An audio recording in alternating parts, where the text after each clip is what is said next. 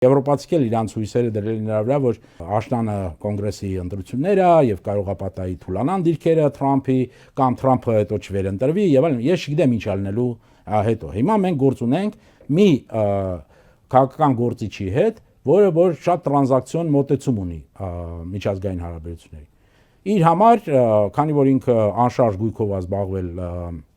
բիզնեսի իր մեծ մասը անշարժ գույք է եղել, իր համար Գրենլանդիան էլ է անշարժ գույք։ Որովհետև Իրան, երբ որ եվրոպացիք ասում են լսի, բայց չէ որ մենք եթե անվտանգությունն է խնդիրը, դու կարող ես դե ֆակտո ինչ ուզում ես արա։ Մի ասա դե յուրե վերցրել ես սեփականացրել ես, դա Ամերիկայի մաս է դարել։ Բայց ինքը միևնույնն է պնդում որ դե չէ ոնց։ Սա անշարժ գույք է, պետք է ես տիրանամ։ Նույնը ինքը ասում էր միջայլոց Ղրիմի մասին, ասում էր դա ինչ հիանալի անշարժ գույք է։ Նայել եմ քարտեզի վրա, քեֆս եկել է, նայել եմ, տեսել եմ։ Անշարժ գույք, այսինքն տրանզակցիոն է մոտեցումը։ Իսկ եթե տրանզակցիոն է մոտեցումը, ով իրան ավելի լավ առաջարկ արեց, դա է իր շահ առաջնահերթ, ինքը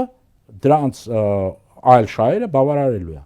Հիմա Հայաստանը ի վիճակի է լինելու ինչ որ նենց շահեր բավարարել, թե թվում է որ անդամագրվեցինք խաղաղության խորհրդին Գազայի, դա անենց մի մեծ բան է Թրամփի համար, որ հիմա մենք արդեն իրա կարող ասի փակում եմ դա, պետք չի։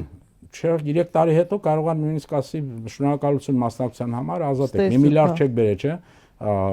ազատեք։ Կամ նույնիսկ եթե 1 միլիարդ տանես, դու ինչ ես այնտեղ որոշում, որ